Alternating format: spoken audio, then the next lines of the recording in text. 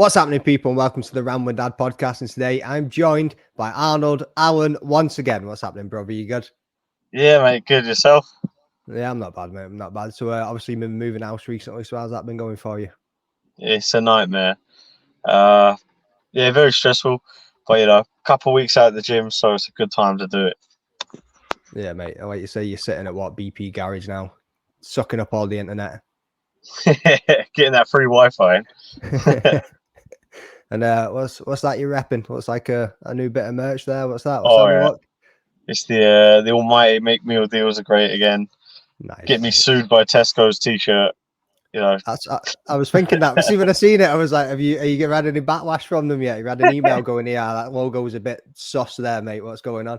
I was trying to steal their Wi-Fi as well, but they blocked me on that too. So I'm having the shirt. No club card, no Wi-Fi, no meal deal. Fuck off. That's it. I'm a big advocate for Tesco. So I mean, if they try to sue me, it's a bad look for them. Yeah, I suppose, isn't it? Yeah, I suppose it is, isn't it? You know what I mean? Yeah. So, you managed to catch up on any of the fights then, mate, or what? Yeah. I've just seen them, and the only one I've missed like a couple of rounds of the main event because some guy was trying to call me. Right. Okay. Cool. So that's you. You were trying to call me. I wasn't trying to call you at all. Go fuck yourself. You told me 10 a.m. and I was like, fuck. Mate, I got out of bed 15 minutes ago. You know what I mean? I was like, yeah. Actually, no, it was me who said 10 a.m. It was, wasn't it? Yeah, and I said to you, make it 10 or 11, at least give me some time to kip. And I've honestly had about 20 minutes with it being Mother's Day. My daughter woke up, she slept through all night. Literally, as the main event was about to kick off, she woke up. I was just like, no, not a chance. So went up, nappy change, tried to get her sorted out, and then the miss was like, yeah, just put her in here with me. I was like, cool, put her into our room, and then she was like, yeah, she's not going to sleep. I was like, sound right, downstairs you come. You're watching the main event with Daddy. Let's go. You know what I mean? So I had Peppa Pig on my phone, made her some toast, and she's sitting there, and I'm like, maybe she'll just watch Peppa Pig and she'll leave me alone. Nah, mate, she just eyes locked onto the screen. She was watching the full main event with me. She was like, I'm not even asked. I was like, Peppa Pig. That was it. Bust out the Play-Doh before Pink and Blue. I was like, go make Daddy sugar, Sean. She's like, smashing it together. I was like, get in. So right. So who did we have? Who was I can't even, you know what I mean? I'm that fucking wrapped up with tiredness. You know that one? I see Jack Della Maddalena. He looked really good. Well, the finish was really nice. His boxing was slick. Obviously, the wrestling exchanges, Gilbert was obviously better in the grappling exchanges, but combinations on the feet were really nice. He's got such sweet boxing. No, he has, man. But I think he has got a couple of holes there in the grappling, and called out Rachmanov.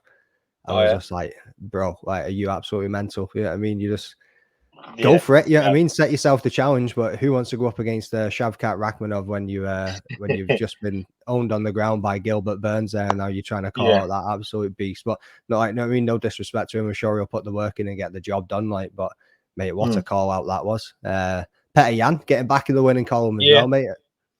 Yeah, good for him. It was a good performance. It was looking a bit. First round was a bit like not a lot happening, but I was wondering if he was going to get going. But yeah, halfway through the second, he just sort of turned it up. It was good. Yeah, because he always is a bit of a slow starter, and I mean, and then like being a 5-rounder too usually, and now he's doing a little 3-round fight. Yeah, I mean, so he was taking a little bit of a time to get going there, really. But I thought your donk had most of it. Your donk. So every time I hear somebody say that, I'm like, you need to watch your words after you've said that one. Yeah, chill out, mate. Calm down. So yeah, I think he definitely took the first round. He was definitely winning that second round, I think, until the takedown at the end, the control time and the punishment. I think took it. Yeah, it was like he didn't just score a takedown; he used it. He scored ground and pound, did damage. There was the difference on it, so that's what was good.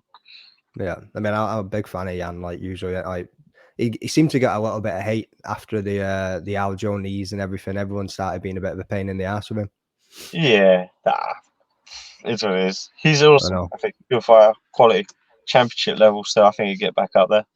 And his striking's excellent, man. Like, there's one thing that I've always enjoyed. You know what I mean? Because he's always like high paced as well once he actually starts getting into it. But, Dustin, actually, it's MVP in Holland. Well, let's stick with that one first. Yeah. Looks frustrating, isn't it? Like, to fight that guy, he covers distance so well. Like, he fights so far away. He's like literally the other end of the cage, but he still covers the distance, blitz and hit you. So yeah, it looks frustrating. But it looks frustrating if you're a striker. I feel like someone like Shavkat, a wrestler, not even a wrestler, just someone that can get on him and stay on him. You know, Kevin Holland fights long too. He's not really a grappler. I know he's a black belt, but it's not really. He's not going to clinch and take you down, great, is he? I know he scores a takedown, but yeah.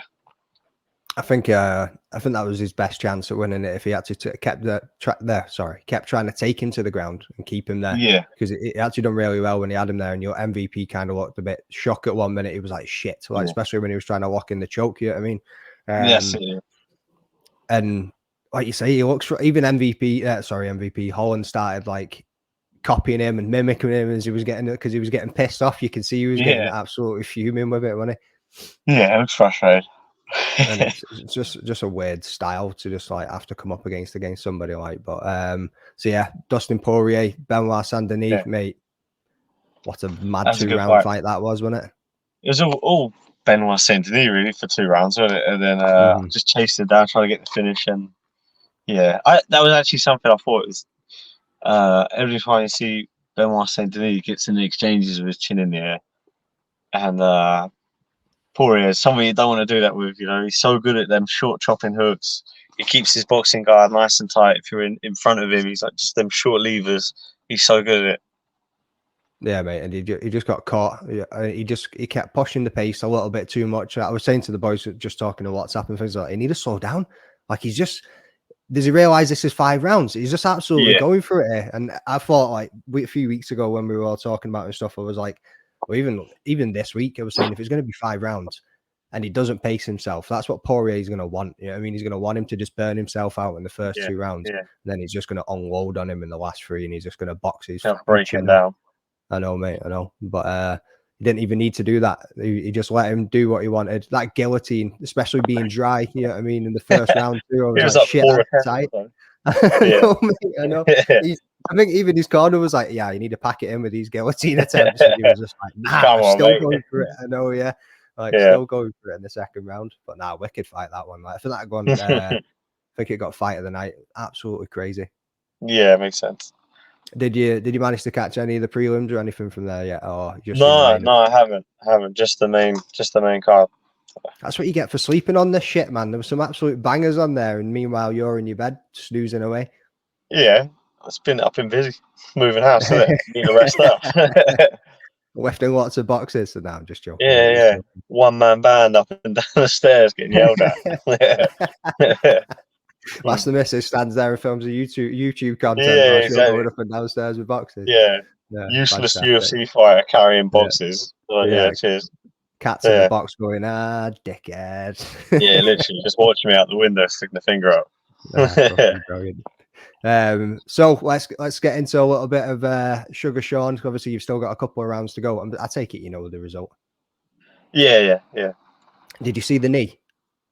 Yeah, that was nice. Really nice. Yeah. He does such a good job of like the long distance fakes. He has like a broken rhythm, if that makes sense. Like he does it. He's not very orthodox, but like his own rhythm is like broken. He does the triple shoulder fakes. It just like looks hard to read. I think because he's a quirky character, I don't think he gets as much credit as he deserves for his skill set. But no, he's very good, very good. Yeah. Obviously, he's champion, but yeah. I think the people know what they're talking about when you hear other people, like whether it's like somebody within the fight game, another fighter, an analyst, or whatever. Like the way that they talk about him is on his skill level and how incredible he is. And then you get some of these fans and trolls who just want to say that he's absolute garbage and that he's shite and that he's not going to be a champion for long, blah, blah, blah. But you watch him, man, like you say, his feints are incredible. His footwork's unreal. He's constantly switching stance. You know what I mean? He's always going in like jabs, so you don't know where it's coming from. That mega knee was coming out of nowhere. He's got the range with the kicks and everything in there too, mate. Like he is. And I think obviously you don't know, but he's wanting Ilya to Poirier. And then so now everyone's just trying to duck Merab because obviously the machine. I think that's going to be a really tough fight for him. Like tough fight for anybody, to be honest.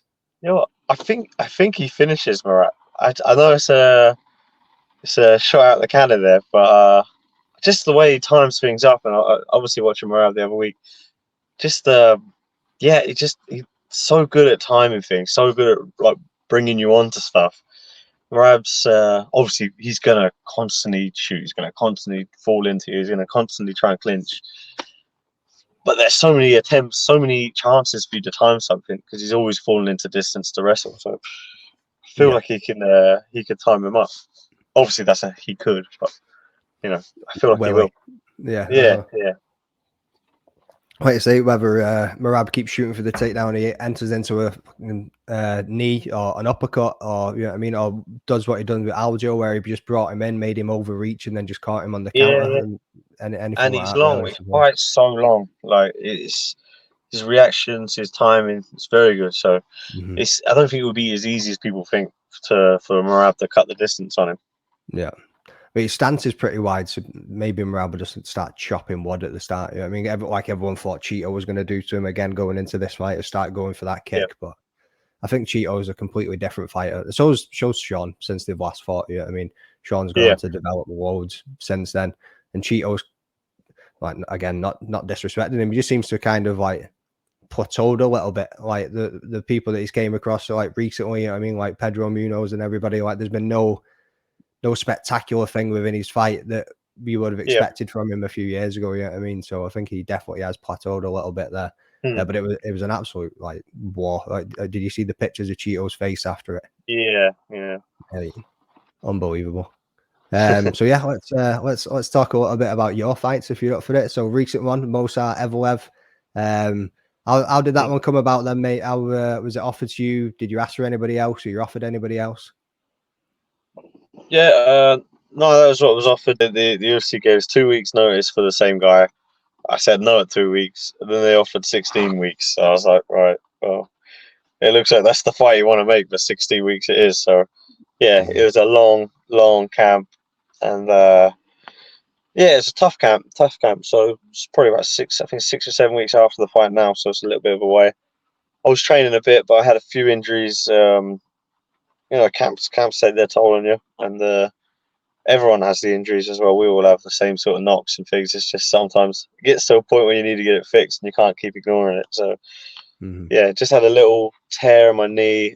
I had a chip on my patella from not from kneeing him in the head. That was the other knee. What do you call it? From a wrestling shape, like a scramble. I slipped on a wet wrestling mat, and I chipped something in the camp. But then I tore it more in the fight. But it's okay. It'd be so I've been having that stem cell treatment on it, and it's weird. It's not nice. It ain't pleasant. They take the blood, they mix it, whatever, and then they sort of pump it back into the tendon, into the joint, and it's a few people asked me to explain it, and the only way I can explain it is it feels like someone's taking a valve off a football pump and like blowing air into your joint, like filling it up. So and also he put a bit in the old cut as well as still puffy, because he cut this open because they left the whole stitch in it. So they took a whole stitch out because it grown in, and there was an infection in it. But he pumped this full of stem cells as well, and it's weird. You go in fine, you come out, and your eyes closed again like that. And I'm just like, right, but this feels normal. It's like, no, it's because you got fluid in all your eyes. You'll be all right. Oh, okay, but so he's advised it was next week, so it was 2 weeks from the last shot. So I've got a few more days, and I can hopefully get back to training. But with all the extra fluid in my knee, I can't really. It's been a pain in the ass moving house. I've been hobbling around, but I haven't got like full motion in my knee because it's just sort of swelling around the joint. So hopefully get back to training in a couple of days and start, getting back on things. So I'm going insane. I can imagine, and obviously going up and downstairs with some boxes ain't enough training for you to get it sorted out, is it? You know what I mean? No, exactly. But hats off to you for going for that fight. Honestly, like not a lot of people would have fought down the rankings like you did. Like where you were sitting, one more fight, straight back in there. Obviously, he's up and coming prospect as well. You know what I mean? So it was take this one. If we can get the win, then you're probably back in there for a title shot as well. Given the landscape at the time with Volk and Ilya going in at that point. But yeah, not a lot of people would have risked the ranking to go against somebody like Evloev. Yeah, no, it's yeah, I don't really care about that stuff. It's what do you call it? Well, when I got the fight with Holloway, I was the one pushing, I was the one asking. You know, every other featherweight contender in the division wanted to avoid him, so you know, I was the one pushing. I asked for it, and maybe like an idiot, maybe I shouldn't have. But the thing is, I firmly believe it's like you want to be the best in the division. Like, what's the point of avoiding certain guys? And because then if you ever are a champion, you're a plastic champion. You know what I mean? You can't pick and choose who you get to fight when you are champ. Yeah. Do you hear that, Elo? You're a plastic champion, bro, because you ducked Holloway. Wow, I don't know if he ducked him. He just got given a different path. Yeah, he got lucky, mate. That's what I can always say to people. I was like, if he got given Holloway, where would Ilya be sitting now? Because you want to knock that man out, that's for sure. But no, fair play to him. Like, he looked great. He looked fantastic. Did everything. Whatever people say with Volkanovski, the knockout from before, whatever, he did look a bit timid. But is it Ilya's pressure? Would that have played out that way anyway? I mean, Volkanovski was confident in his skills that he could go and get the win. He took the fight, and you know, he believed in himself. So there's no excuses from him, I'm sure. I think he had a 12-week camp as well. I'm sure I've seen on his YouTube channel, he was saying he had 4 weeks on, then he had like a week off to go and do some bits and bobs, and then he had like another 8 weeks, so maybe even more than that. Well, maybe he had more time, but 12 weeks of camp, you know what I mean? So we had 8 weeks after that as well. So he was definitely thinking, I'm going to be ready for this, and he was training like an absolute dog, man, when you've seen the content coming out on YouTube. Yeah, of course. He always is, isn't he? But that's the thing. It's like, I don't know, with like the concussions and things, the experience I've had with people in the gym, and everyone's different. Some guys I've seen get knocked out like pretty fucking bad, and within a week they're like, you know, they feel normal. They're back to training, no symptoms, and you know, they not even mentally affecting them. It's just one of the things, they're back to it. And then also I've seen guys take a knock, get a bit wobbled, and they've had like months of issues, you know. So maybe even mentally, I don't know. It's we don't know about these things, do you know? It just, you play it by how you feel. So the mental side of it is probably bigger than the actual physical side, because you take a knock and you always question, like, am I right? Am I good? I don't know. Yeah, well, you know, because you never really know. I mean, you're not a doctor or anything, so you don't know when you're actually like set that, right, you shouldn't be experiencing anything from that concussion, or you should be sound to keep cracking on now or anything like. But well, I've been in the, not to blow my own trumpet, but I've been in the gym where I've knocked someone out, and like bad, in 4-ounce gloves, so they're sparring, and I'm like, oh shit, sorry, like probably take you 4 weeks off, don't get hit for 4 weeks. They're like, all right, you're in next round, and I'm like, no. Like, he was out. They're like, no, it's all right, just take a round out. I'm like, a round out? You need to take a fucking month out. Jesus Christ, man. So some people are very different with it. And that's at professional level as well. Some people just, I mean, wow. Yeah. That's mental. I think when you've got a career and you're at that level, you would kind of like, nah, I'm going to go and take the rest of the week off at least to go and see how I feel, rather than just sitting out around.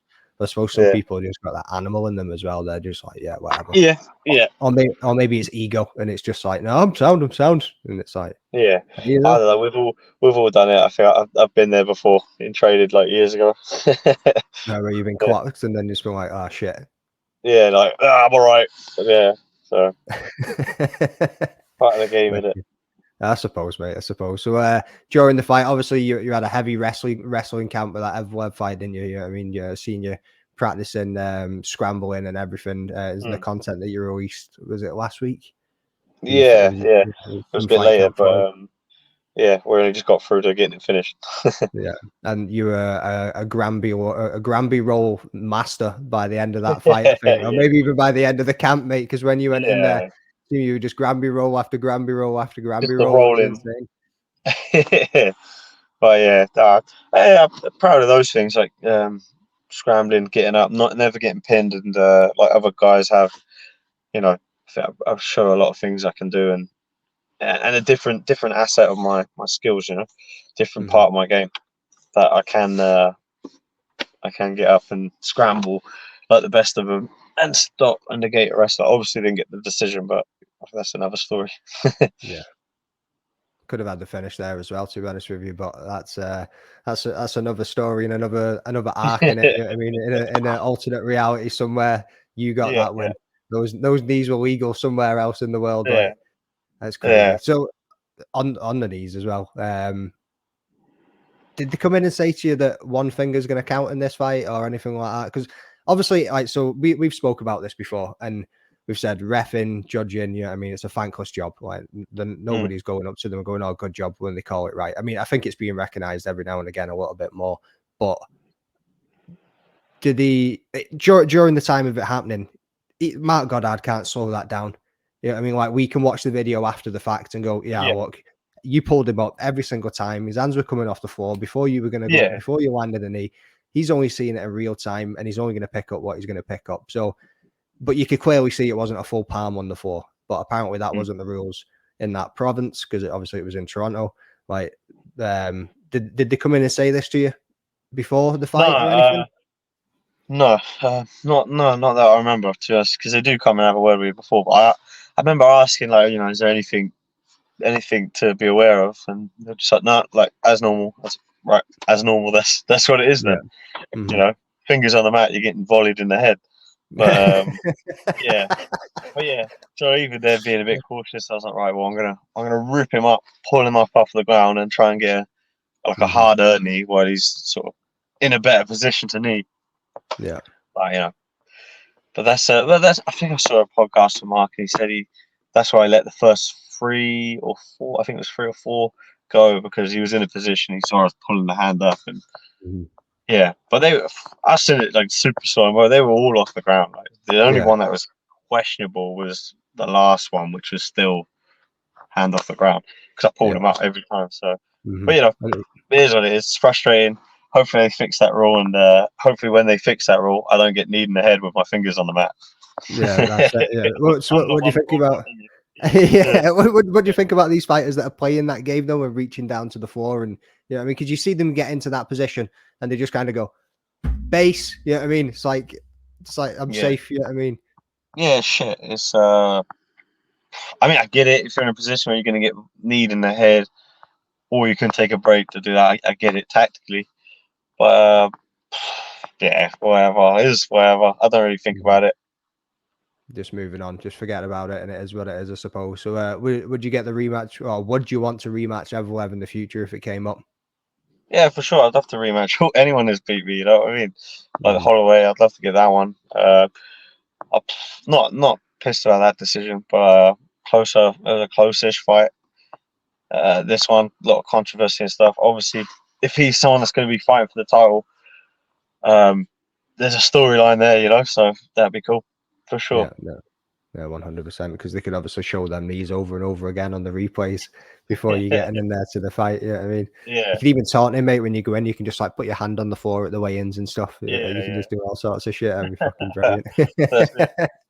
So, you seen Holloway recently? He was looking chunky, man. Obviously going for this fight at UFC 300. He looked good.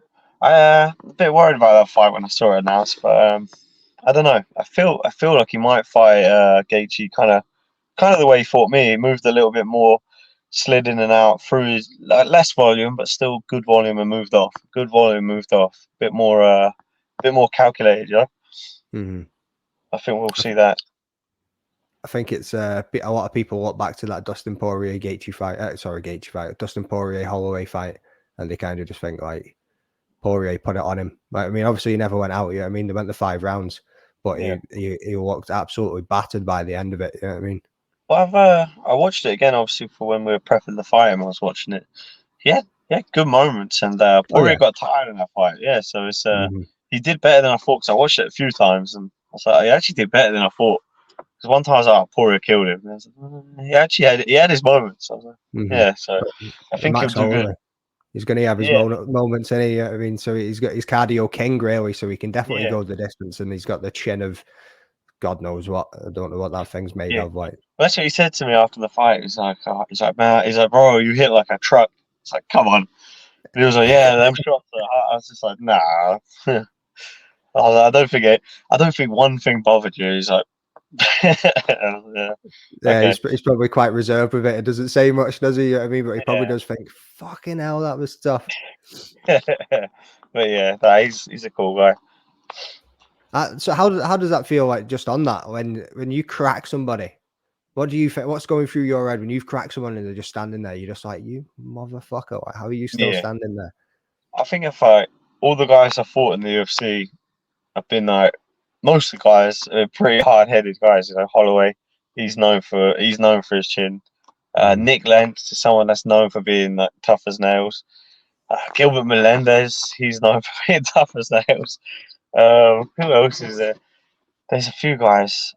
Sadiq Yusuf is tough as nails.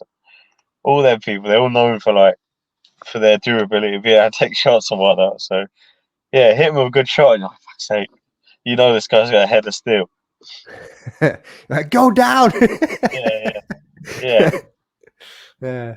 So you're, like we were saying a minute ago, you're doing the wrestling. You're really comfortable with that. At least you're letting people know that you've got that in hand as well as everything else. And I've seen in another bit of content that you released recently that you feel like it's all coming together now. Like you, as we've spoke about it before in the past, when I've said to you, what's your favorite things to train? And you said just MMA as a whole. You want to bring it all together like the greats, like GSP did.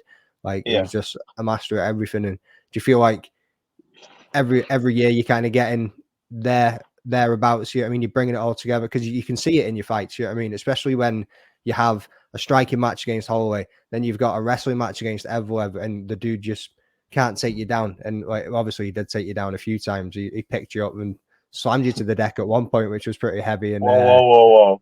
He slammed me, but I rolled out of it. It doesn't count if you ground me as the slam. It negates.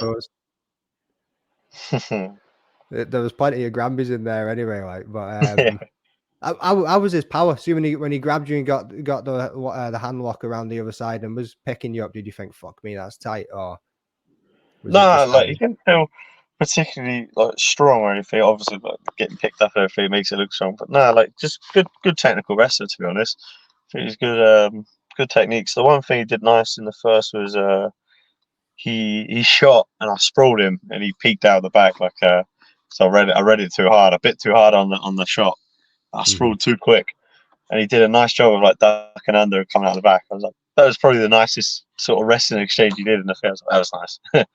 But yeah, no, he's an alright guy as well. I don't know if he has people running his social media or wires get crossed, language barriers or whatnot, but you know, I think he tried to say something. I think he misunderstood something I said, but he come across respectful. His team all good, but there's a bit of a language thing there, so you know, a misunderstanding, which is bound to happen. And you know, fighters, I feel like it's not disrespectful to think you won. It's like not calling him names, not saying like, "Oh, you're a cheater" or anything bad. It's like, you know, I'm just like, yeah, that's I feel like I won. That's all it is. Yeah, I think he had some words to say about it on Twitter though a couple of times, didn't he, after it? Yeah, I mean, he came out and said some bits and bobs, but yeah, fucking, we'll get that one back, bro. We'll get that one back. Don't worry about it. Yeah. Well, I see, I got a few more. I got one. Well, I just turned 30, so I got a few years. I got 3 or 4 years to sort shit out and you know, get to the top.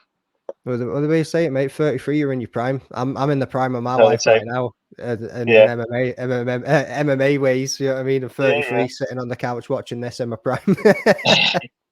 I definitely felt better mid-20s, but yeah, we'll see. Oh yeah, 100%. Wait, and obviously I don't know if that's your plans, but wait until you have a kid or anything as well, mate, because that slows your ass down 100% too. And once they start going to nursery and stuff, you're ill every other week. I swear to God, man. My daughter brings something home she only goes once a week. You know what I mean? Because we've managed to balance it with work and everything that we can watch her most of the time, because you're talking like £60 a day for them to go as well. So you're just like, I mean, paying that every day. Yeah, that's a lot.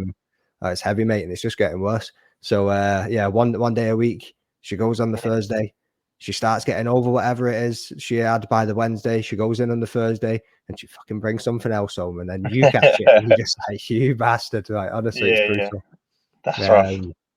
So you're now staying local. I mean, you're back over in the UK.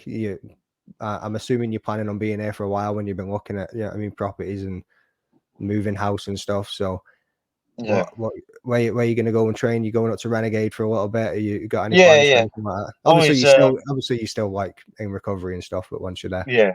No, I have a great relationship with the team up there. You know, they're a fantastic team, and same with TriStar. Like, they'll always be my Canada, Montreal. That's always going to be my second home because of my missus. Unless she decides to leave me in the night, I'm like, fuck it, I ain't going back. But yeah, like, I love the boys at TriStar. Firas is amazing. He's you know, he's always well, unless he decides he doesn't want to as well. But yeah, I'm always going to have him in my corner if I can. And the team there, some great training partners. Like, they're like brothers. But same here, got the same thing here. So that's the worst thing, being like all over the place. You have family, you have friends in both places, and it's yeah. But if I'm talking straight training camp wise, some things work better in Canada, some things work better here. So if you're fighting a certain fighter in UK, being in the UK works better. If you're fighting a different style, it works better to be there. So it's nice to have that option on both things. There's some pros to being here, there's some pros to being there. So yeah, have to sort of make the most of it as it comes, sort of thing. Yeah, I suppose. And like you say, probably different opponents, different coaches, different styles. It's all going to work hand in hand together, innit? Have you worked with Leon since he's become champ? You've been at Renegade since he's become champ? Yeah. He was there. He became champ when I was the first sort of year I was training there. He was, I think it was the fight before. I can't remember, but yeah, he was. Which fight was it? that? No, it was the one in Salt Lake City. I was there way before that camp, but I don't think he fought before that while I was there. Right. Okay. Maybe. Cool. I'm not sure. Right. Yeah. There's talks, rumors, all flying around UFC July. We know it's going to be Manchester. We know it's going to be Big Tom headlining it. We all know what's going on when you hear these things in the works. What you're saying, mate, you get recovered, you get some training in there. What we on March, April, May, June, July? If they give you a call, you up for it? Yeah, no, I'd love to, definitely. If they're in the UK, I want to be on it.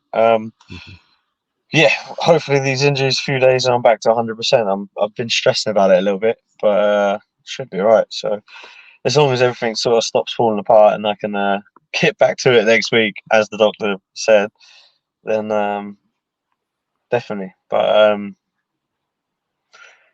I want to do it right. I want to do the next one right. Obviously, losing the last two, I don't want to be like half-assing it.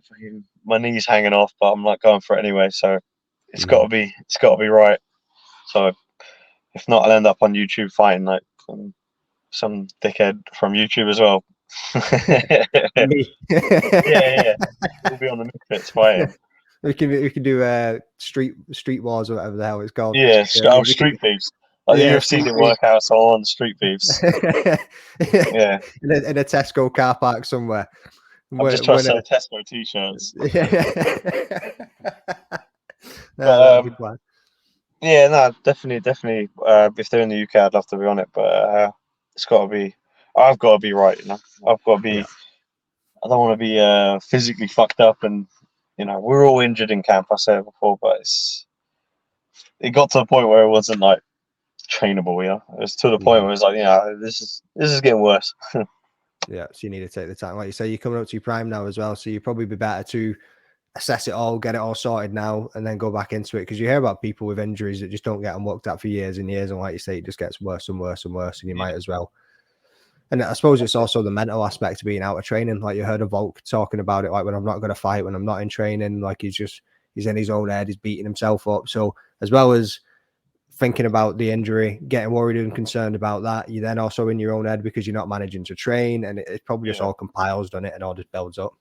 Well, your career's you don't see it, but there's like a sand timer thing.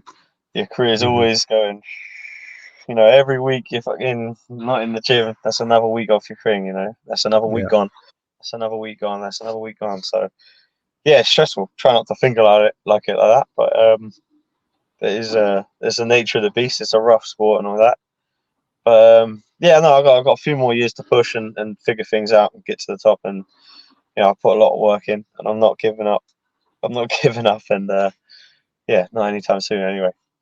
You can maybe get into the bodybuilding and the strongman stuff after it as well. You get a few more years in that, I suppose. I'm rebranding actually. That's what's going on with this. I'm coming back as Dagestani Arnie. That's what's going on. Just wait till I get this right. See, you came in with John Travolta written on the name. I was looking at him going, he looks a bit more like Wolverine. What's going on there? Yeah. Hugh Jackman just walks in. I'll take that. So any opponent have you got in mind, or whoever they offer to you? Obviously, Yair Rodriguez just came off a loss against Ortega. I don't know if they would look at him for July and coming over, because I think it's really tough for them to get American fighters or wherever else from the rest of the world to come to the UK. I mean, obviously they always put the UK talent on you. I mean, they always bring in the UK boys, and it's always the same kind of matchups. It seems like they struggle to bring them this side of the pond. Yeah, I guess guys don't want to. And then they always talk about like, the tax thing and all that crap. And yeah, there's Commonwealth loopholes. Just get it sorted. Just fly through Canada first. Yeah, there you go. But there's it is a weird thing that, but I don't know. We never, being from the UK, you kind of just sort of take what you give. They're like, you're fighting in Hong Kong, right? Yep, sweet. If they're fighting in Vegas, sweet. You go where you're told. So, yeah. Well, opponent wise, it's me. I'm the opponent. That's all that matters. Just as long as I'm doing my thing, I'm good.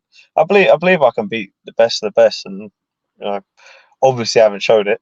I need to go out there and do it. Saying it's easy, but yeah, I feel a couple of adjustments, a little bit of luck, and all that shit. I feel like I can beat the best guys in the division. I feel like I can be the best guy in the division. So just have to do it. Yeah, that's a quality mindset. Obviously, like you say, most people, like when you speak to them, go, "It's you. That's the only person you're fighting in there. You're not fighting anybody else. It's just yourself." You know what I mean? Coming over your own mental game and everything else. Like, obviously, you need to train against the other person. You need to look at their skill set and the way that they fight. Otherwise, it's probably not going to work out either. But I think, like you say, the biggest one is your own confidence in yourself and your own skill set and going for things. Yeah, that's it. That's everything. That's everything. Obviously you have to adjust for who you're fighting, but if you ain't confident in yourself and you ain't doing all the things for yourself, then it don't matter what preparation you're doing. Yeah.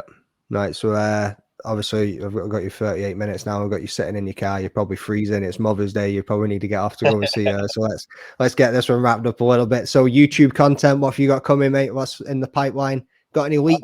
Any coming content? I might do a UFC 299 review today if it's not too late. But yeah, once we're settled into this place, I might get back to cooking. Get back to cooking some cheese sandwiches or whatever they are. Grilled cheese, beans on toast, all that crap. All the good stuff. You've got to do a beans on toast one, mate. You've not done that yet. Beans on cheese on toast. Oh, mate. See if you don't do that in the microwave too. You're getting a bad comment and review from me again.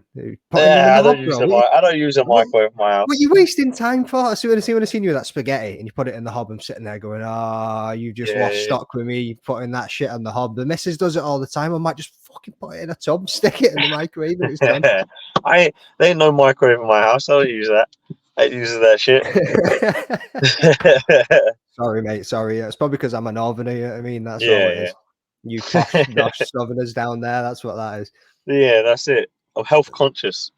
Yeah, I suppose. Yeah, that's probably the better way to go about it, isn't it? So you've been to York as well. Did you get any content whilst you're out there? Did you just chill with the missus and enjoy it? Yeah. We did. So we were. So it was a real cock up with our. So we got a flat the other week, and we got the keys for it, and they didn't tell us all these things that were wrong with it. We got there. The fucking boiler didn't work. Like, it's going to be a couple of weeks to get it sorted. There's like all mold that they had builders in one room. They were like, you can't go in that room because the builders are in there while we're looking. Like, all right, they're finishing up whatever they're doing. And there's all mold in the room. It's all fucking like damp all up the walls. I'm just like, fuck off, like we're not staying there. So for like a week, we were homeless for like a week. We were bouncing around hotels and we ran out of the last one. Then we found this place and we got approved for it pretty quick. But they were like, "Oh well, we can't give you the keys till next week." I'm like, "The fucking no one lives there. I'm homeless. Just give me the keys." And yeah, so I thought, you know what, fuck it. Instead of being homeless for a weekend, we'll go to York. We'll go on holiday to York. So that was nice. No, okay. I've never been to York quite, but Yeah, I've it's been nice, told man. it's a nice place. Yeah. Did you get the Yorkshire pudding wrap that everybody was telling you to go and get? Yeah. Yeah, of course. Shit looks incredible. Of Even course. when you went to Camden Market, mate, you got one there as well, didn't you? That thing Yeah, looked I love them. They're absolutely so good. amazing. So good. So after all this scranning, what you're walking around at just now? You know, chunky. 190. 190 I've been at. Yeah. You are I joking. still got a six pack though, so it's all good. Yeah. A 6-pack of fucking walkers. Nah, man. I put on weight good. I don't put on bad weight. Right, okay. Suppose, mate, fuck. I'm like 185 and I'm 6'1". You know what I mean? Right, look, I'm 5'9". That's what I'm saying. And you're walking around 190. Yeah. It's well, it's only because I haven't been able to do any like training. I've been able to like do like minimal. I've got a couple of dumbbells at home, and I've been like doing a little bit of weights, but I can't really walk properly. So there's that. And Pace was putting you through it as well, wasn't he? Yeah. That one. That was probably a bit silly, to be fair. No, my knee was fucked. Well, I knew it was fucked anyway. In the video, you did look kind of chunky. Well, not chunky like fat, but you looked like, I mean, your shoulders are broader than usual. You look like you were filled out. Well, I don't know if it was just the t-shirt or what. But so since the fight, always after a fight, I love to go lifting. I love lifting. But because I had this cut was still, the stitches are all messed up and it got infected, so it took another week. But I was just lifting. I was like, I can't go spar, I can't roll because this is gonna get split open. So I was just lifting weights, literally just lifting weights and running. My knee was fucked, so I couldn't do cardio, running and stuff. So I just been lifting, and deadlifts were alright. Squats I couldn't do, but yeah. And then now I've had these injections in my knee. The doctor reckoned after every shot, he said 2 weeks. So I had 4 shots, and I had the last one a week ago. So I got 1 more week, and I should be able to get back to it. Wicked. Yeah. But you honestly can't wait for that one. So I can't remember if I said at the start of this. Do you know it's been a year since the last time I had you on? Or coming up, Is that April. right? April I had you on last year, wasn't it? Oh yeah, so shit. It's 24th of this month. As I came back from UFC London. Started doing the podcast, just recording it on my fucking phone. Come a long way since then. Yeah. But yeah, I think next month is you were my first like fighter, MMA fighter that I had on. And we're almost a year to the date that you're coming back. Yeah, that's wicked. That's wicked. When I walked the other day, I was like, "Oh shit, no way!" just had to bug you for a whole year, mate, to get you to come back on again. That's all that was. Right. That's all right. If anybody ever speaks to me and he don't listen to me, if he says yeah, he's a pain in the ass, because I probably message this guy every day and he'd probably just like, oh, fucking dickhead again. Nah. So yeah, sweet mate. Let's wrap that one up there. So again, mate, thanks for your time. You know what I mean? It's always class talking to you. You know that. Yeah, and you, man. Give your socials a shout out, even though everyone knows who you are. Give your merch site the shout out that it deserves. Give me the sponsorship deal that I deserve. Yeah. No, I'll send you one of these. Don't order one. Yeah, sure. I don't mind, yeah. Mate. You know what I mean? I don't mind at all. My missus probably watching. She's like, fuck off. See, when I messaged you the other day and said, yeah, we're going to need to coordinate on what t-shirt we're wearing here because we can't be turning up rocking the same shit. I was also going to message you back and be like, and don't be wearing any of that butcher's apron bollocks on my fucking channel either. But I thought, I was, and then when I seen that, I was like, you'll come with the Tesco one. You'll definitely come with the Tesco one. So yeah, had to be done, didn't it? Yeah, but especially I was in Tesco. Yeah, get over the almighty merch shop. Just trying to build myself a sponsor for myself. Well, yeah, it's something I've been doing a bit over a year. Just me and my missus, really. Like, she was in a gap year at uni, after uni, and it's just like, I don't really want to work an office job. And I was like, well, I got this idea for t-shirts to do this. So I'll do it. I was like, sweet. Yeah. And yeah, killing it. So I love it. I don't know if there's anything that woman doesn't do for you. Can you hear my dog? He's out this. I put him out of the room before because he was being a muppet, and I don't know if you can hear him here crying. I'm just gonna let him in. He's not gonna stop otherwise. We're obviously wrapping it up. So just 2 seconds. Get in here, you muppet. Come on. You say hello to Annie. Hey, come here. Come here.